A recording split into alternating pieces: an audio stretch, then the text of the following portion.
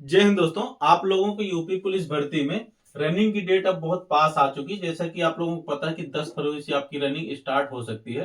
तो दौड़ को लेकर के आप लोगों को कुछ बातें जानना बहुत जरूरी है कि आप लोग अपनी रनिंग कैसे पास करेंगे, ताकि कहीं पर आपको किसी भी प्रकार की समस्या ना हो। तो इसको लेकर के मैं कुछ बातें आपको बताने वाला हूँ बहुत कम समय में। तो चैनल पर नए हैं तो सब्सक्राइब करके बेल आइकन जरूर प्रेस कर लें और टेलीग्राम ग्रुप को ज्वाइन कर लें, क्योंकि यहाँ पर सभी प्रकार की अपडेट आपको मिलती रहती है। दोस्तों, जैसा कि आप लोगों को थोड़ा सा मैं प्रोसेस इसका समझा दूं फिजिकल का।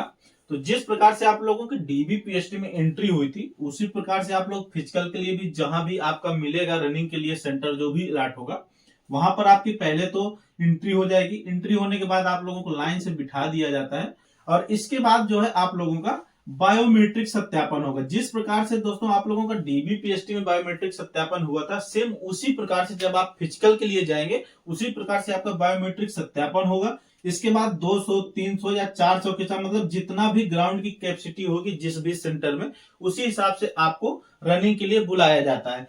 जब आप लोगों का बायोमेट्रिक होता है, वहीं पर आपको 2 चिप प्लस एक चेस्ट नंबर अलॉट किया जाता है। यानी आपको एक चेस्ट नंबर मिल जाएगा जो कि आपको यहाँ पर पहनना होगा, और साथ में 2 चिप मिलते हैं जिनको आपको पैरों में लगाना होता है, जैसा कि मैं आपको दिखा रहा हूं फोटो में। तो एक एक चिप दोनों पैरों में लग जाएगी और यही चिप कंप्यूटर से स्कैन कर दी जाएगी आपके चेस्ट नंबर से। यानी वहां पर आपका नाम नहीं बल्कि चेस्ट नंबर वर्क करेगा और चेस्ट नंबर से वही चिप स्कैन हो जाएगी। यानी अगर चिप गलती से इधर उधर खो गई तो आपके नाम से ही वो चिप स्कैन हो जाती है। इसके बाद मैं प्रोसेस बता दूं ग्राउंड में कि ये चिप कैसे वर्क करती है आपके साथ ग्राउंड में। तो देखिए, दोनों पैर आपके चिप से बंधे होते हैं और जब आप ग्राउंड में खड़े होते हैं, जैसे मान लीजिए आपका ग्राउंड है, ये 400 मीटर का ग्राउंड, मैक्सिमम जगह का 400 मीटर का ग्राउंड होता है। इस ग्राउंड में आपको इस साइड खड़ा कर दिया जाएगा। यहाँ पर आप लाइन से जितने भी कैंडिडेट होंगे एक बार में दौड़ाने के लिए आपको खड़ा कर दिया जाएगा। इसके आगे जो स्टार्टिंग में 2 मैट पड़े होते हैं, इस तरह से थोड़ी थोड़ी दूर पर 2 मैट पड़े होंगे। इन दोनों मैट में ऐसा नहीं कि दोनों मैट में आपका पैर पड़ना चाहिए, कोई दोनों में से आपका एक पैर इन दोनों मैट में से किसी में भी पड़ जाएगा तो आपका समझ लीजिए वो काउंट कर लेगा ऑटोमेटिक सेंसर। दोनों में से किसी भी मैट पर अगर कोई आपका एक पैर पड़ गया तो आपका स्कैन कंप्लीट है, मतलब कोई दिक्कत उसमें फिर नहीं है। यानी पहली बार जब आपका इस मैट पर पैर पड़ता है तभी आपकी काउंटिंग शुरू होती है और आपका समय वहीं पर कैलकुलेट होना शुरू हो जाता है। यानी जब तक आप पहली बार इससे इधर रहेंगे आपका समय काउंट नहीं होगा। कुल मिलाकर कोई बच्चा मान लीजिए एकदम लास्ट में है, कोई बच्चा बहुत आगे है, तो ऐसा नहीं कि इसको ज्यादा समय मिलेगा इसको कम समय मिलेगा, क्योंकि जब इसका पैर पहली बार इस मैट में पड़ेगा तभी उसका टाइम काउंट होगा। तो ये भ्रमित मत होइएगा, आप आराम से कहीं भी खड़े हो जाइएगा और जब भीड़ थोड़ा कम हो तभी आप मैट में पहला पैर रखिएगा और इस हिसाब से आपको दौड़ते रहना। देखिए, जितना आप यहाँ पर रहेंगे रनिंग में, जितना ग्राउंड के फर्स्ट कॉर्नर पर रहेंगे, उतना ही जो है आपका कम चक्कर होगा और जितना आप दूर जाएंगे उतना अधिक होगा। परंतु जब भीड़ अधिक होती है तो फिर आपको बार बार बच्चों को क्रॉस करना पड़ता है और जब बार बार आप काटते हैं तो देखिए, जब ऐसे ऐसे आप दौड़ेंगे तो फिर आपको समय अधिक लग सकता है और डिस्टेंस भी आपका बढ़ जाएगा। इसलिए आप पहले से ही देखते हुए एवरेज में दौड़े, जहां पे आपकी जगह स्पेस कम हो उसी हिसाब से आप अपने चक्कर को लगाते रहिए। अब बात आ जाती है थोड़ा चक्कर काउंट करने की, और इसके बाद में मोबाइल और घड़ी का भी प्रोसेस बता देता हूं कि देखिए, जो आपका मोबाइल और घड़ी को लेकर के बच्चे कंफ्यूज हो रहे हैं कि मोबाइल लेकर दौड़ सकते हैं, घड़ी पहनकर दौड़ सकते हैं कि नहीं दौड़ सकते। तो देखिए, जब फिजिकल आप लोगों का हो रहा है तो मेल कैंडिडेट के 12 चक्कर हैं और फीमेल के 6 चक्कर हैं। देखिए, ये रेस बहुत नॉर्मल नहीं है। आपके बॉडी पर एक छोटी सी भी चीज अगर है आपके साथ में तो वो भी आपको बार बार कोचेगी, यानी बार बार आप उसमें आपका दिमाग जाएगा। जितना हल्का आपका बॉडी रहेगा, जितना हल्का शरीर आप एकदम फ्री रखेंगे, उतने आप अच्छे से रनिंग कर पाएंगे। तो ना तो आप मोबाइल लेकर के दौड़े, ना ही घड़ी पहनकर दौड़े। मैं तो आपको यही जो है सजेस्ट करूंगा, क्योंकि घड़ी का भी वहां कोई रोल नहीं है और ना ही मोबाइल का कोई रोल है। ऑटोमेटिक 400 मीटर का चक्कर आप 12 चक्कर लगाएंगे तो मेल की रनिंग कंप्लीट है और 6 चक्कर फीमेल लगाएंगे तो इनका रनिंग कंप्लीट है। तो इस हिसाब से मोबाइल और घड़ी का डाउट आपका खत्म हो गया। फिलहाल आप घड़ी पहनकर दौड़ सकते हैं, मोबाइल लेकर के भी दौड़ सकते हैं, परंतु ना ले जाए तो बेहतर हो। फिलहाल मोबाइल ले भी नहीं जाने देते, मोबाइल तो आपको जाएगा ही नहीं। रही बात घड़ी की, तो आप ले जा सकते हैं। इसके बाद चक्कर काउंट की बात आ जाती है। सबसे बड़ा कंफ्यूजन यही होता है, क्योंकि हमने देखा कि बहुत से कैंडिडेट ऐसे होते हैं जो कि चक्कर भूल जाते हैं। फीमेल का तो 6 चक्कर नॉर्मल है, हो जाता है, परंतु मेल में ये समझ लीजिए 12 में कोई घेरा कर देता है, कोई किसी किसी को 13 भी लगाना पड़ता है, और उसमें टाइम का भी कैलकुलेशन, क्योंकि जब 12 से आप 13 लगा रहे हैं वहां पर एक एक चक्कर एक एक पग भारू होता है, इसलिए जो है आप इस हिसाब से रनिंग करिए कि आपके 12 चक्कर लग पाए। तो इसका सही प्रोसेस ये होता है दोस्तों। कुछ बच्चे तो देखिए गिट्टी लेकर के दौड़ते हैं, कई सारी चीजें होती है, अपने अपने हिसाब से लोग दौड़ते हैं। फिलहाल मैं आपको सजेस्ट करूंगा कि जिस भी प्रकार से आप अभी तक प्रैक्टिस कर रहे हैं उसी हिसाब से आप रनिंग कीजिएगा। देखिए कुछ प्रोसेस मैं आपको बता दूं कि एक तो गिट्टी लेकर के बच्चे दौड़ते हैं, हाथ में गिट्टी ले लेंगे 12 और एक एक करके फेंकते जाते हैं, यानी जितना चक्कर कंप्लीट हो जाएगा उतनी गिट्टी हाथ से फेंकते जाते हैं। परंतु इसमें देखिए अगर गलती से भी आपकी हाथ मान लीजिए आप बांध रख के दौड़ रहे हैं और रनिंग करते समय अगर थोड़ा भी आपका दिमाग इधर उधर डाइवर्ट हो और गलती से आपके हाथ से कहीं से भी एक गिट्टी खिसक गई तो वहीं पर आपको समस्या क्रिएट हो जाएगी।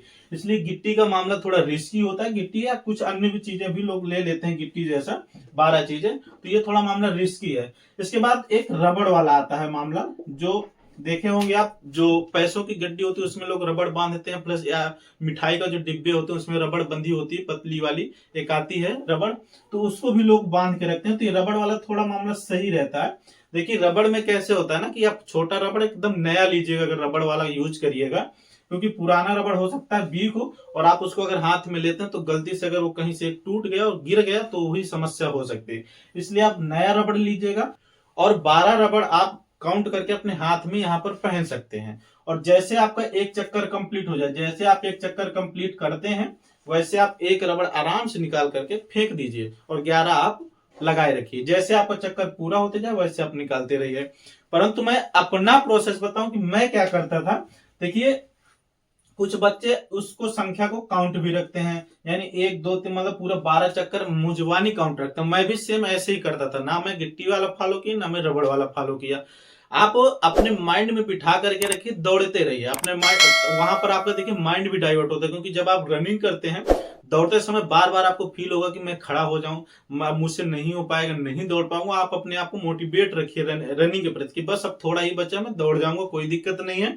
और यही मेरा अंतिम लक्ष्य, अगर मैं यहाँ पे रनिंग नहीं पास कर पाया तो बहुत पीछे जा सकता हूँ। तो वहां आप मोटिवेट भी अपने आप को रखना पड़ेगा रनिंग के लिए, तभी आप 12 चक्कर कंप्लीट कर पाएंगे। और चक्कर काउंट में जैसे देखिए आप पहला मैट यहाँ पर पहला पैर रखें और पहला चक्कर आप जा रहे हैं और दूसरा जैसे आप मैट पे फेंकिए पैर, वैसे आप एक चक्कर आप भूल जाइए कि मुझे अब सिर्फ 11 चक्कर लगाने, यानी 12 चक्कर में आप एक भूल जाइए, मुझे 11 लगाने। जब आपका दूसरा कंप्लीट हो तो फिर आप एकदम जुबान पे रखिए, अपने माइंड पे सेट रखिए कि अब सिर्फ मुझे 10 चक्कर लगाने। जब तीसरा कंप्लीट कर जाइए तो माइंड पे याद रखिए कि मुझे 9 चक्कर लगाने। तो आप इस तरह से भी याद रख सकते हैं। परंतु आप जिस भी मामले से पूरे 12 चक्कर को आप याद करके जो है आप प्रैक्टिस कर रहे हैं, कुल मिला के आप अभी से प्रैक्टिस कर रहे होंगे, तो जिस प्रकार से आप प्रैक्टिस कर रहे हैं उसी हिसाब से आप अपने 12 चक्कर को याद रखिएगा।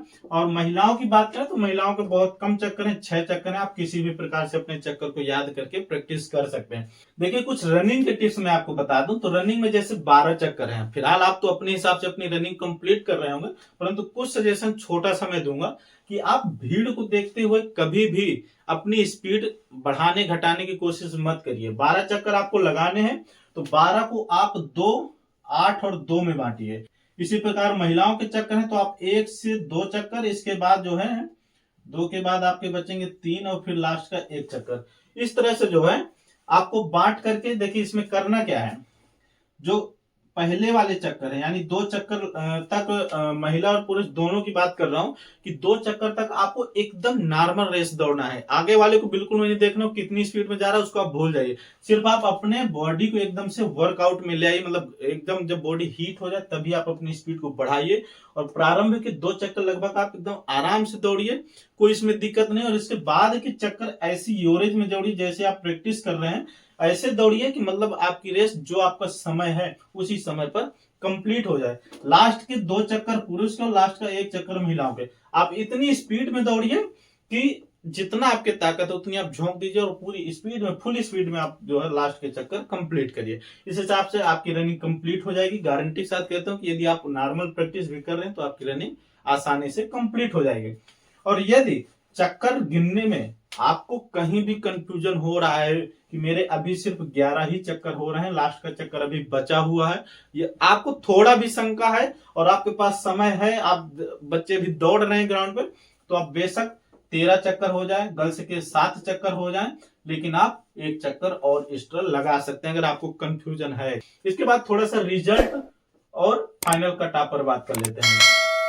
देखिए जो आपको फाइनल रिजल्ट है और फाइनल कट ऑफ है, ये तो देखिए अगर मेल की बात करें तो इसको लेकर के मैंने एक ऑलरेडी वीडियो बनाया हुआ, फुल डिटेल में बनाया हुआ, यदि आप उसको देखेंगे तो सारी चीजें समझ जाएंगे फाइनल कट ऑफ की, कि जो लड़कों की कट ऑफ है लगभग 6 से 7 नंबर तक बढ़ सकती है, अनुमानित कट ऑफ है, कोई कंफर्म नहीं है। इसी प्रकार फीमेल की बात करें तो लगभग 3 से 4 नंबर बढ़ सकती है या फिर यथावत रह सकती है, तो इस हिसाब से कट ऑफ जा सकती है। और रिजल्ट की बात करें देखिए तो जैसे आपकी 10 फरवरी से रेस स्टार्ट है, यानी रनिंग आपकी 10 फरवरी से स्टार्ट है, तो हो सकता है कि आपका जो रिजल्ट है वो लगभग लास्ट अप्रैल या फिर मई में आ सकता है। और यदि मई तक आपका रिजल्ट आ गया तो फिर हो सकता है कि आप लास्ट मई या फिर जून में आप ट्रेनिंग पर हो सकते हैं, यानी जून महीने में आप ट्रेनिंग पर जा सकते हैं। इस चीज को आप ध्यान रखिएगा, क्योंकि जून में ही आपका मेडिकल हो जाएगा, मेडिकल के तुरंत बाद जेटीसी लिस्ट अलॉट हो जाएगी और ट्रेनिंग पर आप बुलाए जा सकते हैं।